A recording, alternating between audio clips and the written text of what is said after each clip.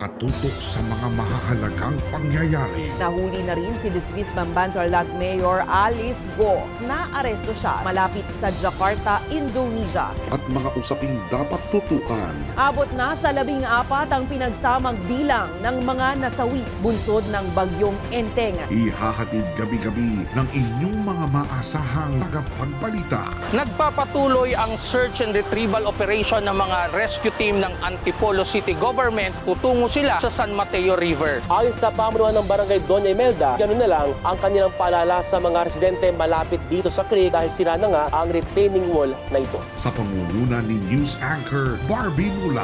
Pagkakaibigan, yan ang tampok sa Pista ng Higalaay sa Cagayan de Oro. Nakipiesta ang balitang A to Z at Live TV. Maging maalam, makialam. Zoe Broadcasting Network presents Balitang A to Z, weeknights 10:45 p.m.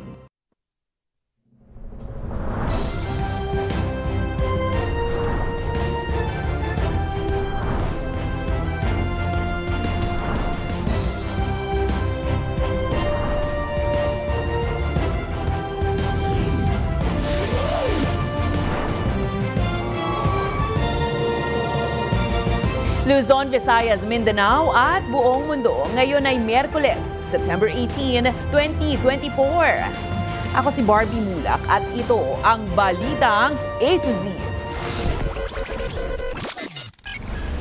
So, you may try to destroy me. You can skin me alive and throw my ashes to the wind.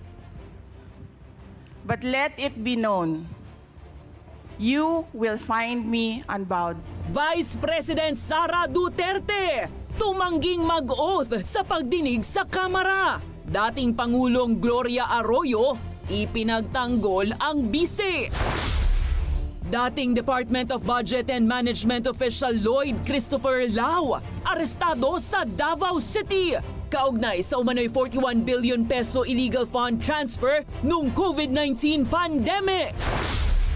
Panukalang magsasabata sa pangalang West Philippine Sea.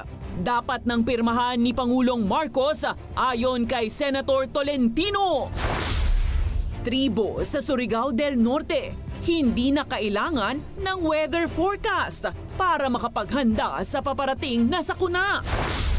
Sa showbiz, Liza Soberano, hindi na bahagi ng record label ni James Reid. James, may pahayag na. At Bel Mariano, nakapagtapos na ng senior high.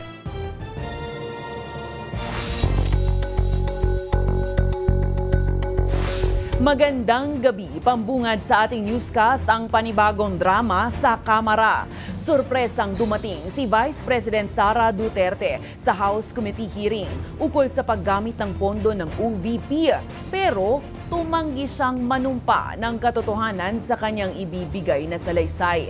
Mabilis rin siyang umalis matapos igiit na dapat i-terminate na raw ang hearing dahil walaan niya itong saysay maliban sa pamumulitika.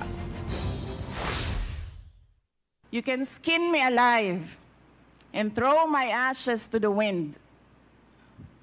But let it be known, you will find me unbowed. Yan ang matatapang na salita na binitiwan ni Vice President Sara Duterte sa pagbubukas ng House Committee investigation ukol sa paggamit ng pondo ng kanyang opisina. Maagang dumating si Duterte para sa pagdinig. Pero COMSEC to administer the oath. Nang panumpain ukol sa pagsasabi ng katotohanan at pawang katotohanan lamang. Witnesses lang po ang ino-oath. Sabi niyo po ngayon sa amin, resource persons kami. Lahat po ino-oath. Ang nasa rules ninyo, witnesses lang po ang nag-o-oath. Wala po kayong rules sa resource persons. Tumanggi ang bise, bagay na agad dinepensahan ng mga kaalyadong sina former President at ngayon Congresswoman Gloria Arroyo at Congressman Rodante Marcoleta. We cannot just trivialize. Kasi you're just a witness. You're a witness. Pareho na rin yung witness, resource person. They are not the same. Wala mang oath. Binigyan ng pagkakataon ng bise na magsalita. Giit niya. We have not done anything wrong. there is no misuse of funds. Bago umalis sa Kamara, nangahas pa si VP Sara na humiling na i-terminate na ang pagdinig dahil pamumulitika lang anya ito. This much is evident from the very words of the privileged speech that prompted this inquiry. A speech that simply meant to say, do not vote for Sara on 2028.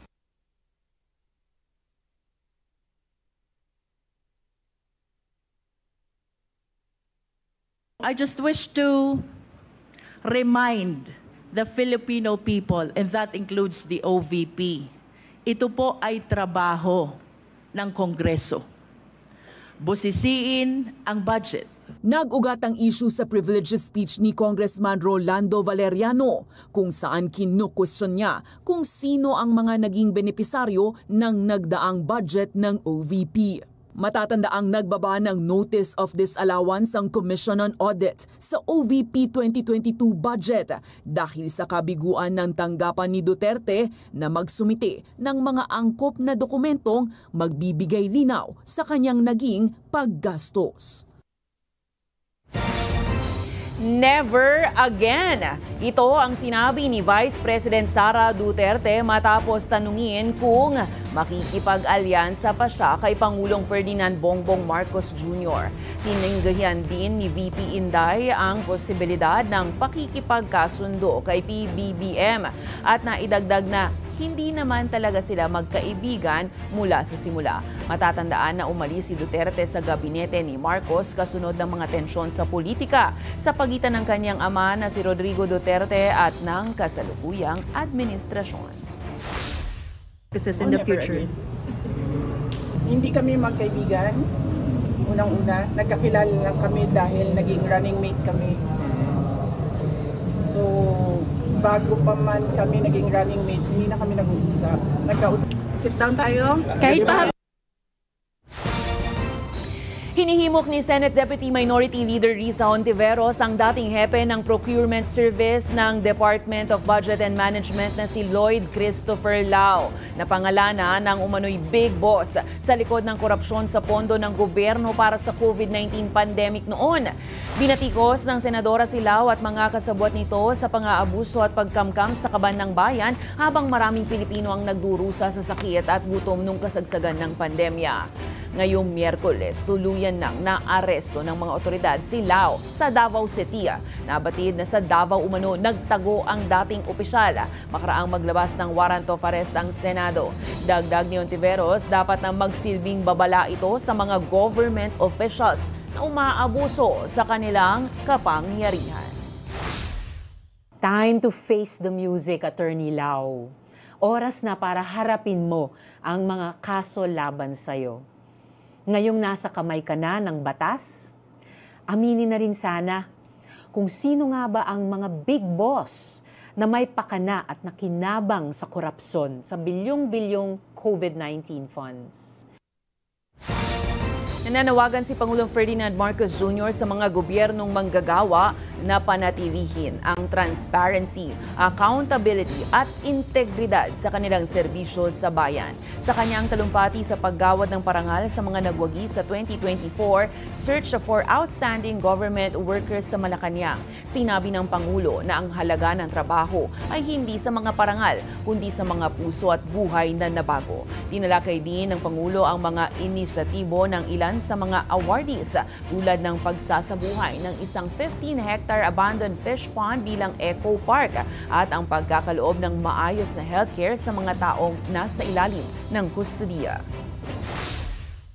Ganyan naman kasi ang ugali ng Pinoy. Talagang alam yung sinasabi, akala natin kuminsan dahil hindi naman masyadong nababanggit at napakakomplikado na ng buhay, ay yung sinasabi ang tanging katangian ng Pilipino ay yung nagbabayanihan. And that is where we need leaders such as these awardees to lead the way and to inspire people.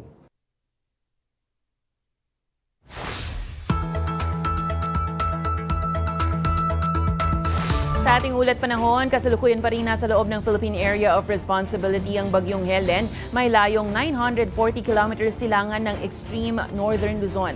Malayo ang Bagyong Helen sa bansa kaya hindi ito direktang nakakaapekto sa Pilipinas. Kasalukuyan na itong nasa boundary ng bansa at kumikilos patungong China. Asahan rin nalalabas na ito ng PAR ngayong gabi o di kaya bukas Huwebes. Samantala, habagat naman ang nakakaapekto pa rin sa Luzon. Asahan po ngayong Huwebes ang malakas na pag-ulan sa Zambales at Bataan habang katamtaman hanggang sa malakas na ulan naman ang mararanasan sa Metro Manila, Bulacan, Pampanga, Calabarzon at Mimaropa. Kaya mga ka-A to Z, huwag pong kalimutang magdala ng payong bukas Huwebes.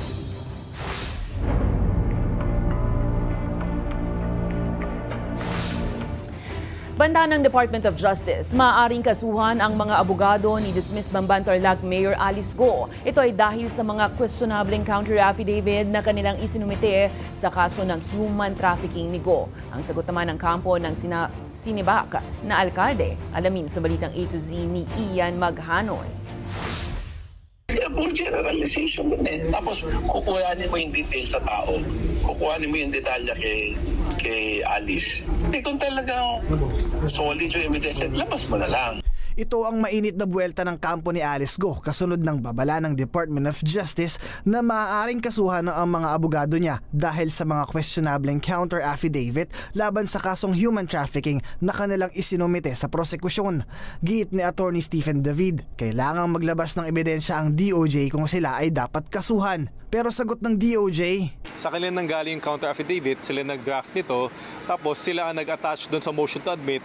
Para sa amin, na wala naman duda na peke yung counter-affidavit, hindi dapat tinutularan yung ganyang mga galawan ng mga abogado. Kaya dapat lang na sumugot ang mga abogado to sa proper forum. Sa gitna nito, nahaharap na si Go sa kasong qualified human trafficking matapos ang reklamo ng Presidential Anti-Organized Crime Commission at Department of Justice sa Pasig City Regional Trial Court kaugnay sa kanyang koneksyon sa illegal na operasyon ng Pogo sa Bamban-Tarlac. Kinasuhan din ang 6 na kasosyo ni Go matapos mailipat ang kanyang human trafficking case sa Pasig City at Valenzuela City ayon sa utos ng Korte Suprema. Naglalaman ng reklamo ng detalye tungkol sa Baofu Land Development Incorporated na pagmamay-ari ni Go na umupa ng lupa para sa illegal na operasyon ng Pogo sa Bamban. We're trying to iron out all the specific details in relation to immigration and labor. Hopefully sa next meeting namin ayos na po lahat yan. Walang piyansa ang kasong qualified human trafficking. Gayunpaman, umaasa ang DOJ na mailalabas agad ang arrest warrant laban kay Go habang siya ay nahaharap din sa 2 kaso ng graft at corruption sa Kapas-Tarlac. It would be in our favor na hindi siya makawala. So we do hope na these warrants of arrest are issued in such a timely manner para wala na pong interregnum or interruption dun sa custody ni former Mayor Alice Guo. Nahaharap din si Go sa mga kasong tax evasion at money laundering habang kinumpirma naman ng NBI na ang kanyang mga counter affidavit ay may pirma ng higit sa 1 tao. Para sa Balitang A to Z, Ian Maghanoy. Kabilang ang ilang politiko at matataas na opisyal ng Kingdom of Jesus Christ sa posibleng sampahan naman ng kaso dahil sa umano'y pagkanlong at pagtatago kay religious leader Apollo Kibuloy na akusado ng human trafficking. Yan ay ayon sa PNP Criminal Investigation and Detection Group, bumuo na ng Special Task Force. May balitang A to Z si Kim Salinas. Puspusa na ang pagbuo ng kaso ng Philippine National Police laban sa mga personalidad na nagtago at nagkanlong umano sa religious leader na si Kibuloy. Magsagawa ng case build-up at manghalap ng mga ebidensya laban sa mga taong maaring kumupkup kay Kibuloy habang siya ay nagtatago. Marami tayong mga nakita sa social media. So, binabalidate natin ito through our anti-cybercrime group. Sa panayam ng Balitang A to Z, sinabi ni Criminal Investigation and Detection Group Director, Police Major General Leo Francisco, na may mga person of interest na sila. Yes, may mga big personalities, merong senior members of the KOGC, may mga supporters, may mga members. Tinitingnan din natin yung mga legal representatives nila kung sila ba ay may pananagutan din. may mga politicians tayong tinitingnan. Posible aniyang maharap sa kasong obstruction of justice ang mga personalidad na ito kaugnay sa nangyaring standoff sa pagitan ng mga pulis at Kibuloy supporters sa Kingdom of Jesus Christ compound sa Davao City. Iginiit naman ng abogado ng KOJC sa panayam ng Balitang A to Z na hindi ito maituturing na pangaharang sa mga alagad ng batas. Hindi naman matatawag na obstruction yan kasi nakalagay po sa ating Supreme Court decision questioning the legality of a warrant of arrest. Ayon kay Tolentino, walang kaalam-alam ang KOJC members maging silang mga abogado kung saan nagtago ang kanilang leader. Si Pastor wala talaga doon sa compound. So hindi matatawag na nagkandong.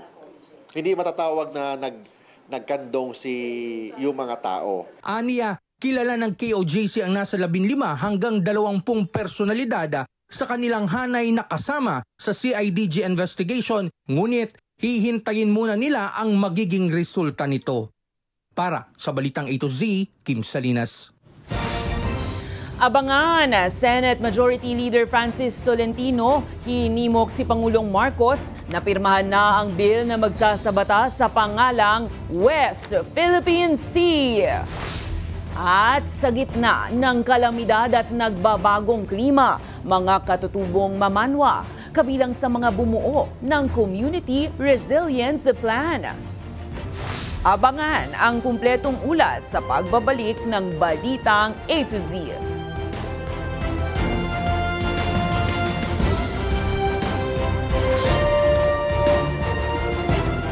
Tutok sa mga mahahalagang pangyayari. Nahuli na rin si dismissed Bamban-Tarlac Mayor Alice Go. Naaresto siya malapit sa Jakarta, Indonesia. At mga usaping dapat tutukan. Abot na sa 14 ang pinagsamang bilang ng mga nasawi bunsod ng bagyong Enteng. Ihahatid gabi-gabi ng inyong mga maasahang tagapagbalita. Nagpapatuloy ang search and retrieval operation ng mga rescue team ng Antipolo City Government. Tutungo sila sa San Mateo River. Ayon sa pamunuan ng Barangay Doña Imelda, ganoon na lang ang kanilang paalala sa mga residente malapit dito sa creek dahil sira na nga ang retaining wall na ito. Sa pangunguna ni News Anchor Barbie Mulang. Pagkakaibigan, yan ang tampok sa Pista ng Higalaay sa Cagayan de Oro. Nakipiesta ang Balitang A to Z at Live TV. Maging maalam, makialam. Zoe Broadcasting Network presents Balitang A to Z, weeknights 10:45 p.m. Katutok sa mga mahahalagang pangyayari. Nahuli na rin si dismissed Bamban-Tarlac Mayor Alice Go. Naaresto siya malapit sa Jakarta, Indonesia. At mga usaping dapat tutukan. Abot na sa 14 ang pinagsamang bilang ng mga nasawi bunsod ng bagyong Enteng. Ihahatid gabi-gabi ng inyong mga maasahang tagapagbalita. Nagpapatuloy ang search and retrieval operation ng mga rescue team ng Antipolo City Government. Tutungo sila sa San Mateo River. Ayon sa pamunuan ng Barangay Doña Imelda, ganoon na lang ang kanilang paalala sa mga residente malapit dito sa creek dahil sira na nga ang retaining wall na ito. Sa pangunguna ni News Anchor Barbie Mulang. Pagkakaibigan, yan ang tampok sa Pista ng Higalaay sa Cagayan de Oro. Nakipiesta ang Balitang A to Z at Live TV. Maging maalam, makialam. Zoe Broad.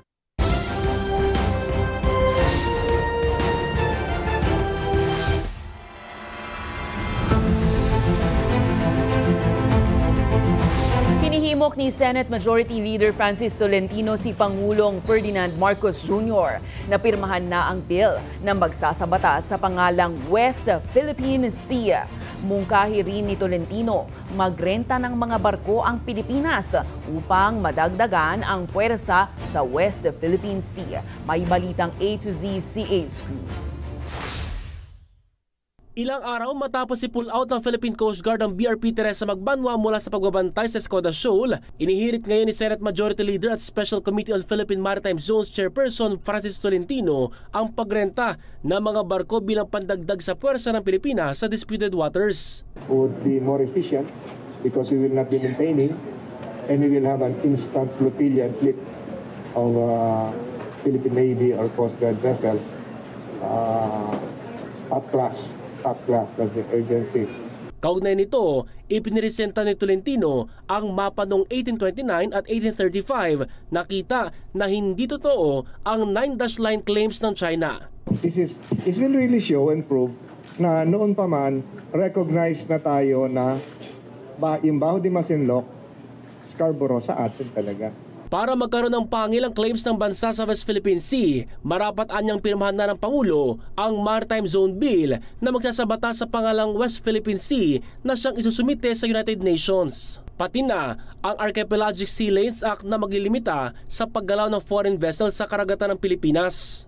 Maliwanag na kung saan yung territorial sea, contiguous zone, exclusive economic zone, seabed, etc. So, nabubuo na natin yung lahat ng pahina ng ating pagkilala sa batas, international law, na dinomesticate natin. Ilagay natin sa konteksto ng Pilipinas.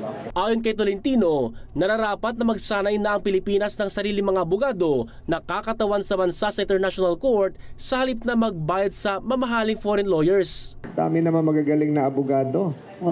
Pilipino, mag-train tayo, katatapos lang ng bar exams kamangalawa.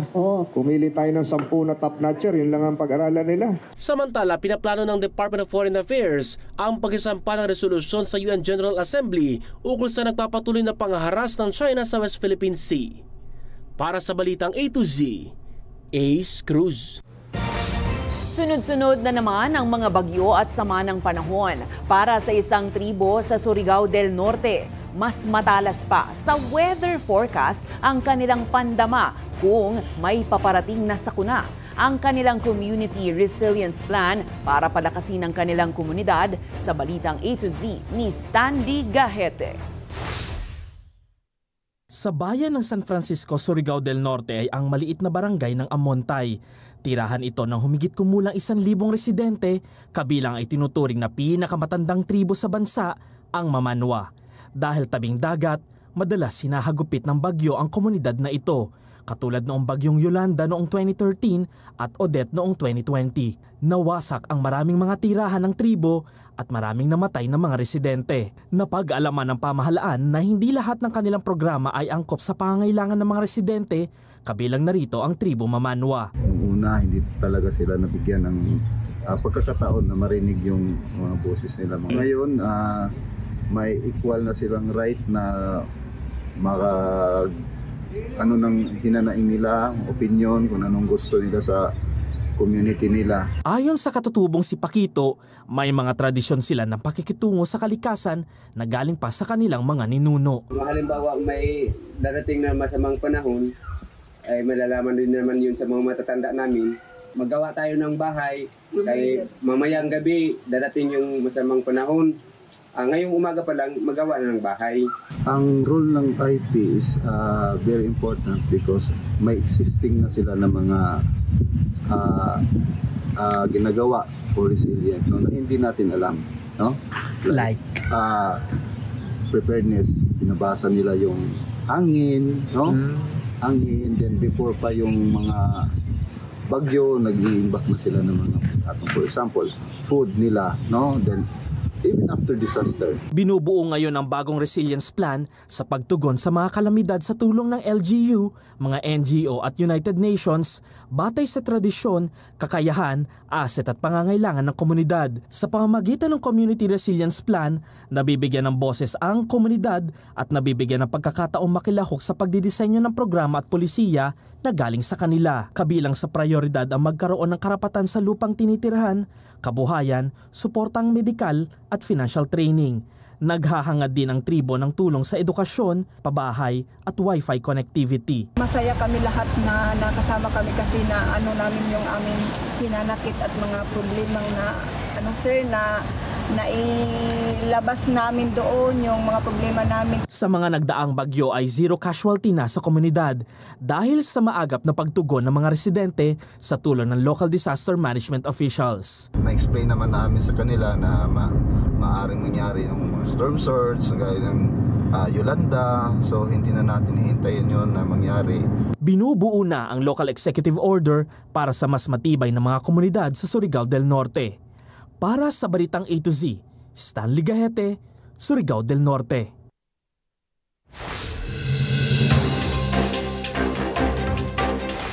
Good news mga ka-A to Z, magsisimula ng bumaba ang presyo ng mga flights dahil po yan sa pagbaba ng fuel surcharge ng mga airlines sa susunod na buwan. Bunso dito ng pagbaba ng krudo sa pandaigdigang merkado at paglakas ng piso. Para sa domestic flights mula 117 hanggang 342 pesos ang bagong surcharge. Bumaba ito mula sa 151 hanggang 554. Para sa international flights naman maglalaro mula 386 hanggang 2,800 mula yan sa dating humigit 3,000. Samantala, may bago ng website, logo at social media pages ang Ninoy Aquino International Airport matapos ang takeover ng private consortium na pinangungunahan ng San Miguel Corporation. Layo nitong magbigay ng kumpletong impormasyon tungkol sa NAIA kasama ang mga detalye sa patuloy na transformation project nito. Maghahain ng petisyon ng Akbayan Party List sa Commission on Elections para ideklarang panalo sila sa 2022 elections. Ito'y kaugnay ng bakanting pwesto sa House of Representatives matapos pagtibayin ng Supreme Court ang desisyon ng COMELEC na kanselahin ang rehistro ng Anwaray Party List. Ayon kay COMELEC Commissioner George Garcia, agad nilang aasikasuhin ang deklarasyon ng panalo para sa Akbayan oras na matanggap nila ang kopya ng desisyon ng Korte Suprema. Nung nakaraang halalan, pang 57 ang ranggo ng Akbayan kasunod ng Anwaray Party List. Nag-ugat ang kanselasyon ng rehistro ng Anwaray mula sa petisyon laban kay second nominee Victoria Isabel Noel na nanumpa sa pwesto noong 16th Congress sa kabila ng isang tao lang ang dapat na umupo sa posisyon. We're also filing a manifestation of our petition na sana again i-proclaim na ng COMELEC in the coming days para ma-actionan na agad ng COMELEC.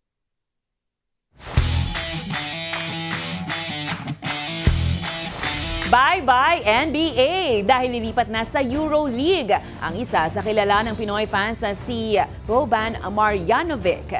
Ito ay matapos kumpirmahin ng Turkish powerhouse team na Fenerbahce ang pagpirma ng 1 taong kontrata ni Marjanovic. Naglaro ng siyam na season ng 7'4" Serbian player sa NBA at sumali sa iba't ibang koponan tulad ng San Antonio Spurs, Detroit Pistons, Los Angeles Clippers, Philadelphia 76ers, Dallas Mavericks at Houston Rockets. Matatandaan namang tumatak si Marjanovic sa mga Pinoy matapos niyang makalaban ng Gilas Pilipinas habang naglalaro sa Serbian national team noong 2019 at 2021.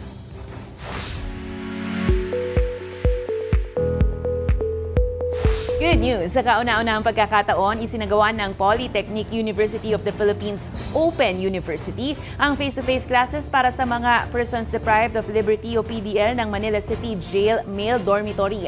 Ayon sa universidad, umabot sa 72 na PDL ang lumahok at kasalukuyan naka-enroll sa Business Administration Major in Marketing Management Program.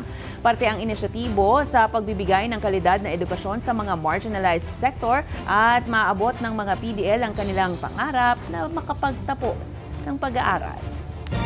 Susunod, Liza Soberano, wala na nga ba sa kanyang management company na Careless PH? Ano ang sagot ni James Reid? At kahit busy-busy ang schedule, Mariano, nakapagtapos sa pag-aaral. Manatiling nakatuto kayo ay nanonood ng Balitang A to Z.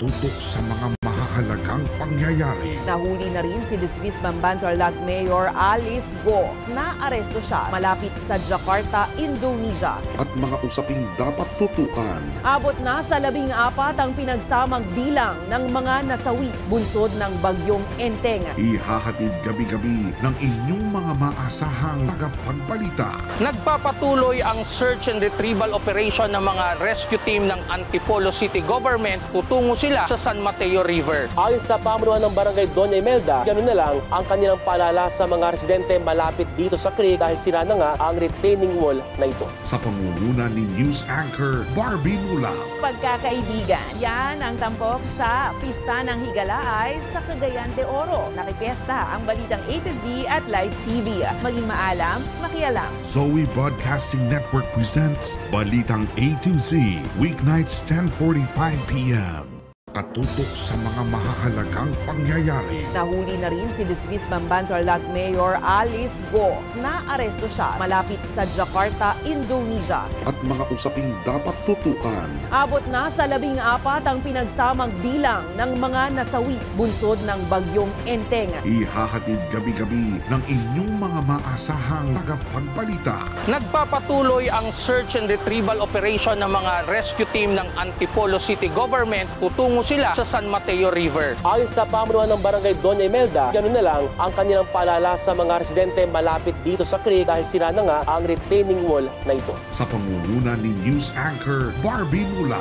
Pagkakaibigan, yan ang tampok sa Pista ng Higalaay sa Cagayan de Oro. Nakipiesta ang Balitang A to Z at Live TV. Maging maalam, makialam. Zoe Broadcasting Network presents Balitang A to Z, weeknights 10:45 p.m. Katutok sa mga mahahalagang pangyayari. Nahuli na rin si dismissed Bamban-Tarlac Mayor Alice Go. Naaresto siya malapit sa Jakarta, Indonesia.